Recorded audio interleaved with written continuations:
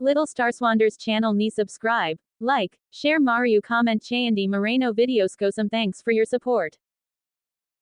Okay, now it's time for Bedtime stories. okay.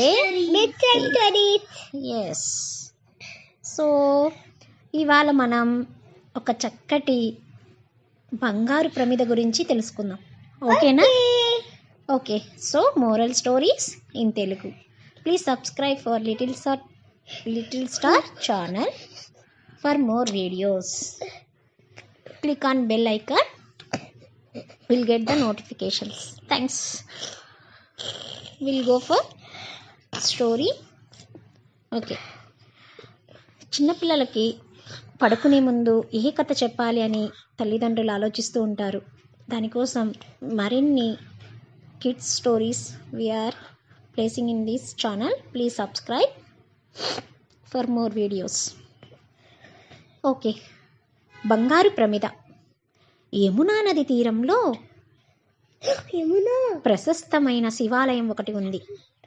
ఒకరోజు వేకువజామున పూజారి గుడి తలుపులు తెరవగానే ఆయనకు శివలింగం దగ్గర ఒక పెద్ద బంగారు ప్రమిద కనిపిస్తుంది.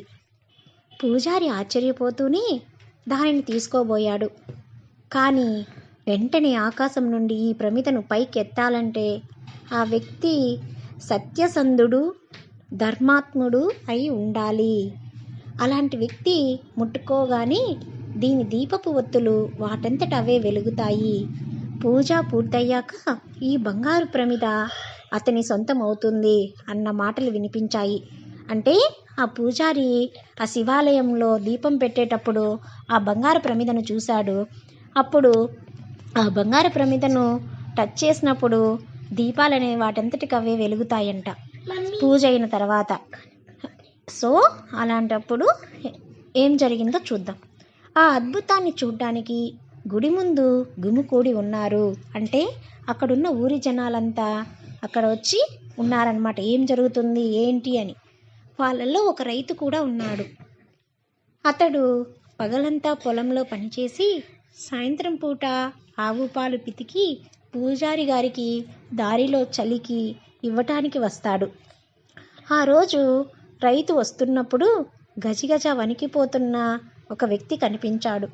అతడు ఆకలితో అనారోగ్యంతో అలమటించిపోతున్నాడు. రైతు అతనికి తాగటానికి కొన్ని పాలిచ్చాడు. అతన్ని చూడగానే పూజారి, వీరయ్య నువ్వు కూడా ప్రయత్నించి చూడు అని అన్నాడు.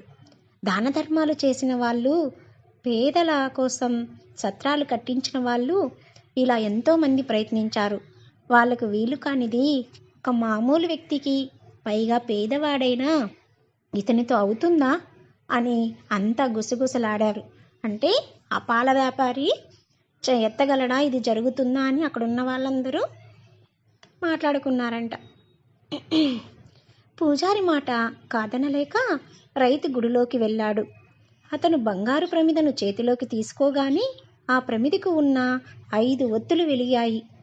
ఆ గుడి ప్రాంగణమంతా ప్రకాశవంతంగా వెలిగిపోసాగింది. హరహర మహాదేవ శంభో శంకర అని తన్మయంగా అరిచాడు పూజారి. అక్కడున్న వారంతా భక్తితో చేతులెత్తి శివలింగానికి నమస్కరించారు.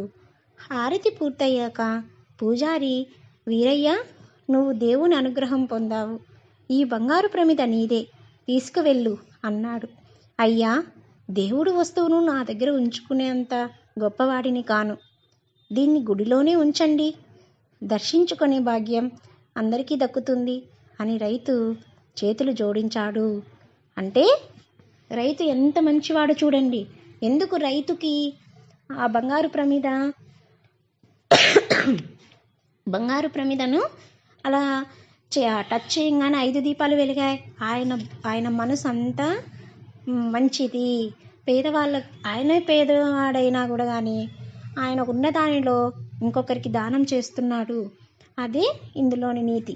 So what is the NITI moral in the story? అయాచితంగా వస్తుంది కదా అని 10 మందికి ఉపయోగపడే వస్తువును ఒకరి దగ్గరే ఉంచుకోకూడదు. అంటే పూజారి చెప్పినట్టు ఆ రైతు ఆ బంగారు ప్రమిదను తీసుకొని పోలా, ఇది నేను టచ్ చేయడం వల్ల ఈ బంగారు ప్రమిద నాకు దక్కింది అని. ఆయన ఏమన్నాడు, అలా ఉచితంగా వచ్చింది అలా తీసుకోకూడదు, ఇది దేవుడిది, అందరికీ దర్శనం అవ్వాలి, ఇది నాకొక్కడికే సొంతం కాదు అని ఆ రైతు మంచి మనసుతో ఆ గుడిలోనే ఉంచాడు. ఎలా ఉంది story? Nice. One doubt. Little Star Swanders channel ni subscribe, like, share Mario comment Chayandi Moreno videos go some thanks for your support.